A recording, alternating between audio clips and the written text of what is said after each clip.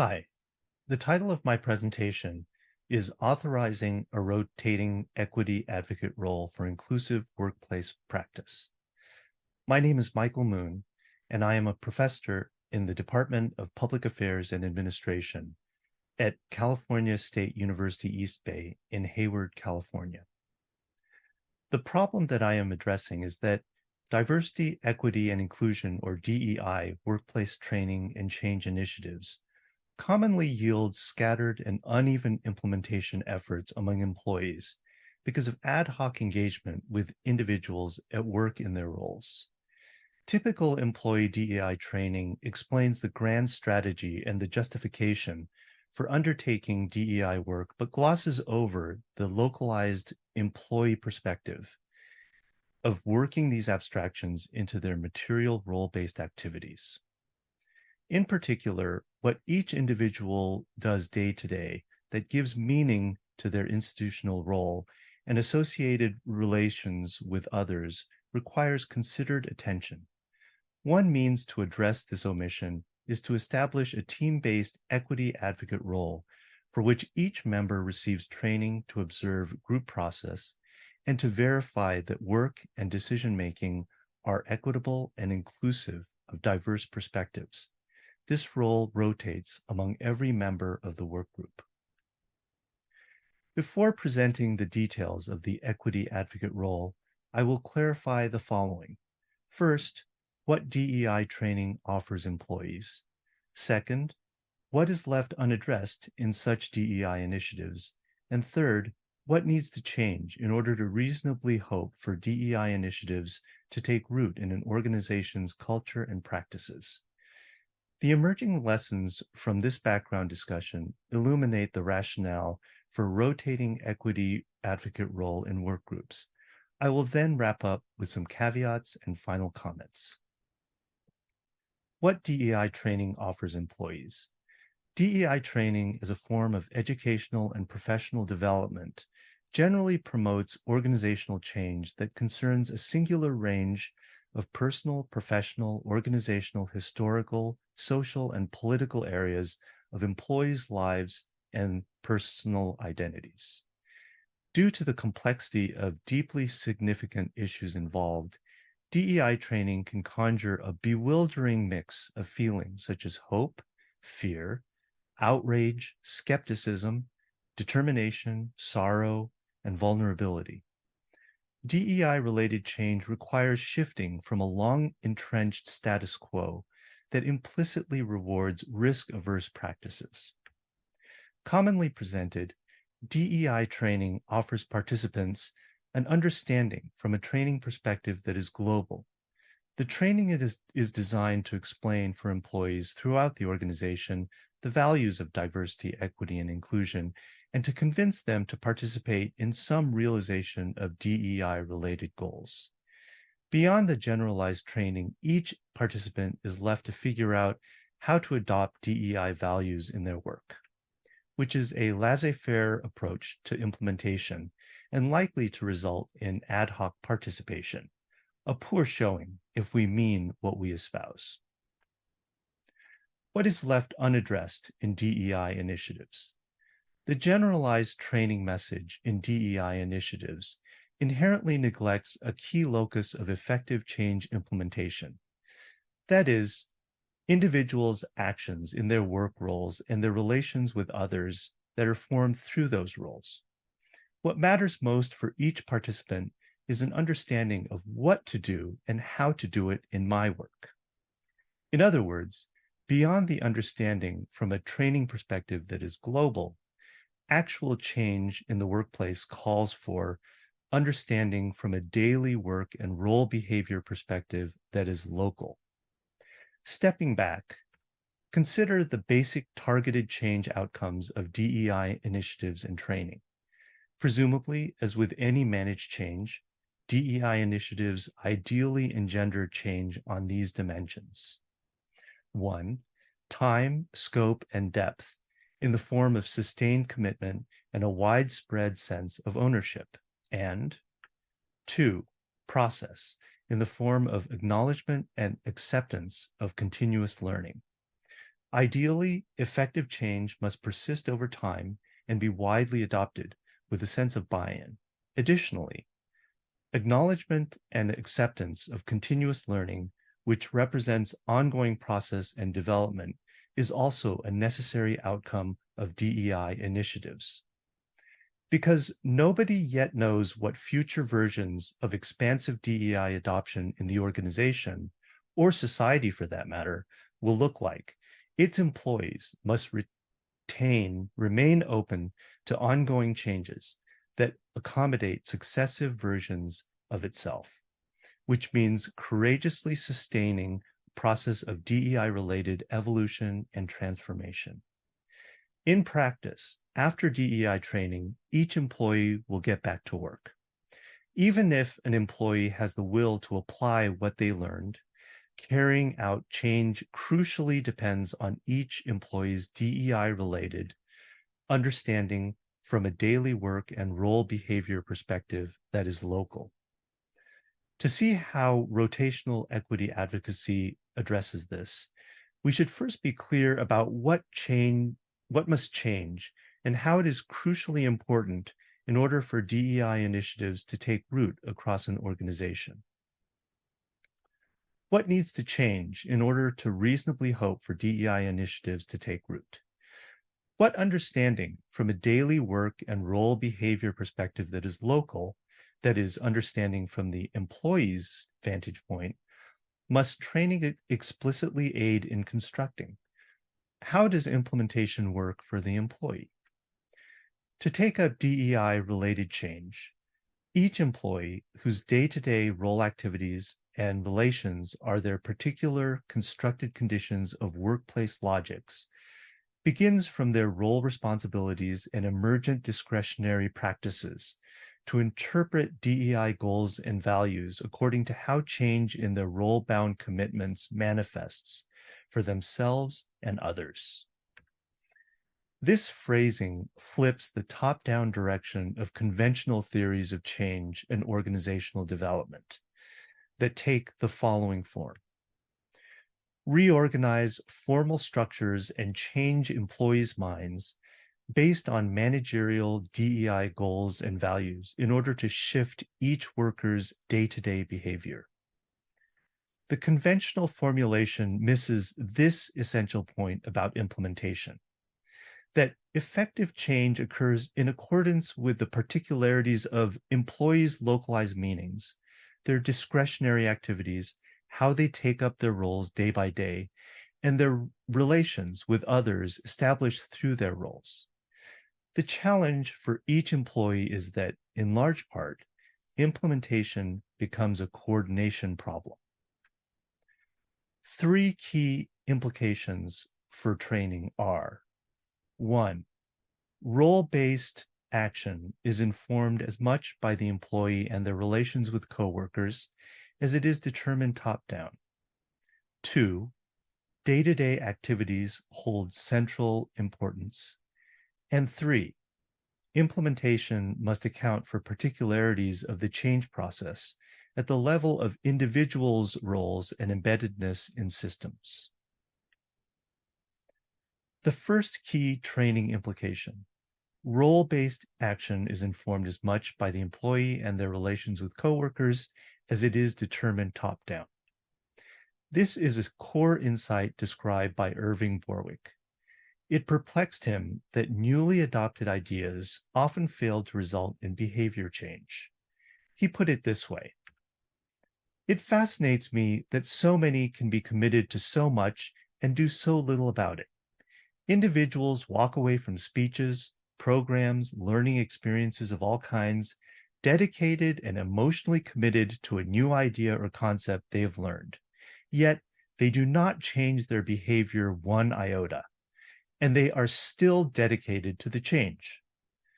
Borwick realized that the common disconnect between idea and action, what he called the gap, results from the focus of change implementation efforts on the person's understanding and buy-in, what we might call their will, rather than on how they enact their workplace role and its embeddedness in systems, what we might call their way. By role, he means the construct that the organization defines and that an individual takes on by refining and redefining it to fulfill their job responsibilities and participate as a co-member of the workplace. Note that individuals may have more than one role at work, such as manager, chairperson of an ad hoc committee, and mentor. The interplay between the individual and the organization defines the role as it is enacted, which in turn co-defines the organization over time, collectively, with others in their respective roles. In this sense, the relations that evolve among persons in role are inherent to the role definitions as well as to the functioning of the organization. Borwick explains it as follows. Changing your role is not easy. Systems are like gravity. They have a weight and power that extends everywhere and is seen nowhere. The weight of your experience in your role and the power of others' expectations can act as cement in maintaining the status quo. The strongest rationale for not changing one's role is not knowing what one should do in one's new role. Note that Michael Beer makes similar observations about coordination problems holding up change implementation in his Reflections article published in 2021. The practical implication is that depending solely on people's ideas or on centralized role redesign and rewritten job descriptions for change initiatives will probably not yield the intended change without the person changing their experience of their role and their relationships with others through their roles. The outcome is likely to repeat Borwick's observation of behavior changing not one iota. The second key training implication, day-to-day activities hold central importance.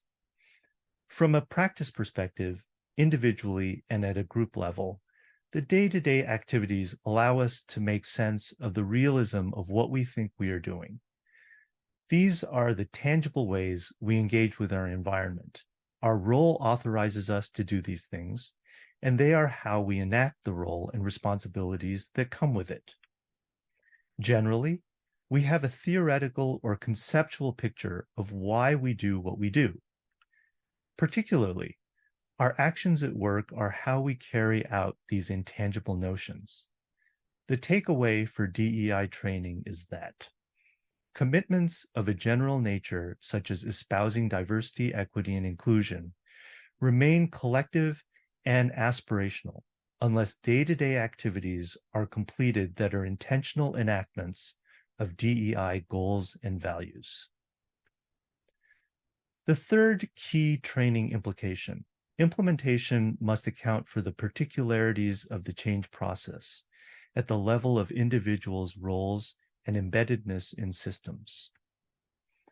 Institutional change at the level of each employee's role requires more than figuring out how to apply new ideas in their work. Because workplace embeddedness both defines and is defined by the employee's day-to-day experience, implementation schemes are introduced to an arena, the mise-en-scene of production, with its local logics of commitments and discretionary acts. Perhaps some version of implementation will catch on, but the gravity of the arena and the experiential cement of workplace arrangements are compelling encumbrances. To recap, DEI programs promote understanding from a training perspective that is global. And while this is a good start, they must also foster understanding from a daily work and role behavior perspective that is local. DEI training commonly overlooks the crucial importance of bottom-up change actions, that is, the peculiarities of taking up implementation where the work gets done. The rotating equity advocate role. The rotating equity advocate role is a means to put developing DEI understanding in a context and a forum, embedded in work when and where it unfolds. For confronting the perplexing challenge of figuring out what to do and how to do it in my work. It reserves a seat at the table for DEI interests in team meetings. Each member of the team practices advocating on behalf of these DEI interests when the role rotates to them by speaking up and raising issues during discussions and decision-making. A similar form of advocate role has been adopted on California State University campuses in faculty hiring committees comprised of faculty members. One faculty member is designated the diversity advocate and tasked with monitoring the proceedings for bias that can unjustly disadvantage job applicants from traditionally unrepresented populations. In this presentation, I introduce two innovations. One, rotating the role among team members, and two, generalizing the practice to work groups beyond faculty hiring committees in higher education.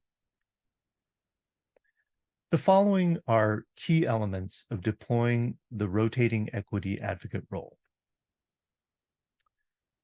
This role is meant for established work teams that have consistent membership over time with around 10 or fewer members, with all members expected to engage in deliberation and decision-making, regardless of differences in their ranks. Meetings should be regularly scheduled and frequent enough to maintain a sense of continuity across meetings. Scheduled times should be of sufficient duration to allow for discussion of issues and problem solving, at least 30 minutes. The person in the equity advocate role is responsible for observing the group situation in a state of heightened awareness about discussions and decisions that create opportunities or problems for the organization's DEI goals and values.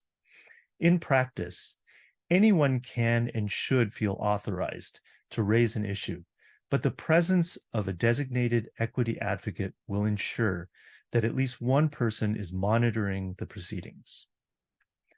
Meetings should involve deliberative participation for decision-making that requires substantive authorization of its members to represent their areas of professional expertise. The business conducted in the meetings will potentially impact and be impacted by each member's work duties. The group will set ground rules for designating equity advocates, the role of rotation assignments, the duration that each member will take up the role, for example, one advocate per meeting, the means of documenting the activities of the equity advocate, for example, taking separate minutes, and how documentation will be managed, distributed, and used. For example, if compiling metrics for periodic assessment is decided. The work group may negotiate parameters of the advocate's interventions, such as how and when they may be made, and the group's response options. If the group agrees to unduly constrain the advocate's authority, the advocate should be allowed to bring it to everyone's attention as a DEI-related intervention at a meta-group process level.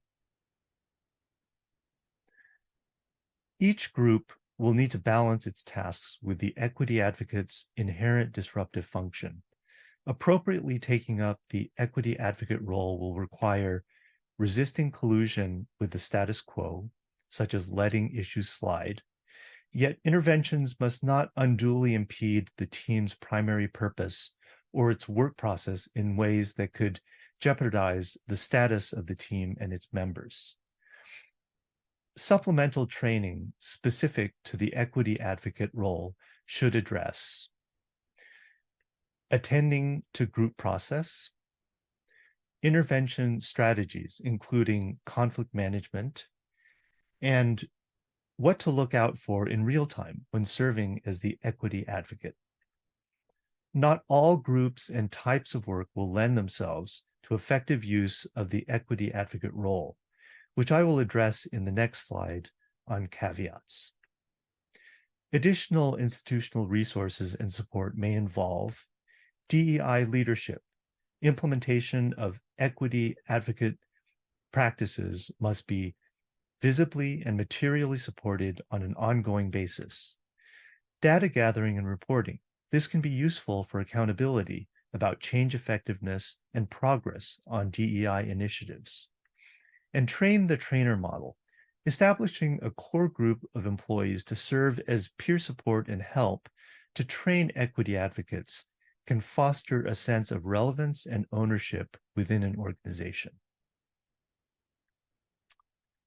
Caveats. Some compromising factors that may undermine effective application of the equity advocate role include bad actors committed to hate, white supremacy, etc., any extremism, uncompromising resistance by acting out underlying ambivalence, anger, and fear, purposeful skepticism with predictable inaction, endless intellectualized discussion of big picture local global conflicts, culture clashes, and competing ideologies that sacrifice interpersonal compassion and constructive negotiation with peers, and inconsistent sponsorship by the organization's leadership. Finally, I wrap up this presentation about the rotating equity advocate role by briefly reviewing how its implementation can meet the 3 training implications mentioned earlier for DEI initiatives to take root. 1, role-based action is informed by the employee rather than determined top-down, because the DEI-related outcomes of equity advocate-initiated deliberation and decision-making are informed by the employee in collaboration with coworkers. Moreover, each workgroup member practices advocating on behalf of DEI interests. 2, day-to-day activities hold central importance because the equity advocates' interventions are about the workgroup meeting discussions and not managerial abstractions. And 3, training must engage the process of individuals in their roles, because the rotating equity advocate role takes the understanding from DEI training and works it into decision-making about employee projects discussed in their work groups. The rotational design is inherently inclusive, at least within the boundary of the given group, and dependent on diversity, otherwise interventions are uninformative. It addresses 2 significant obstacles to broad organic change: lack of agency and coordination challenges. Everybody at the table is legitimated for both what they bring to their designated seat and for who they are. Change impetus emerges from local insights, solutions, and investments. While this may strike some as idealistic, in practice, such bottom-up change is necessary if DEI initiatives are to yield what they espouse. Clearly, the far-reaching consequences of historically entrenched inequities in our societal systems that have made DEI initiatives necessary will not be fully addressed by any single means. So, we must start someplace and discover ways to make work and our society more accessible, equitable, inclusive, and just to any and all contributors.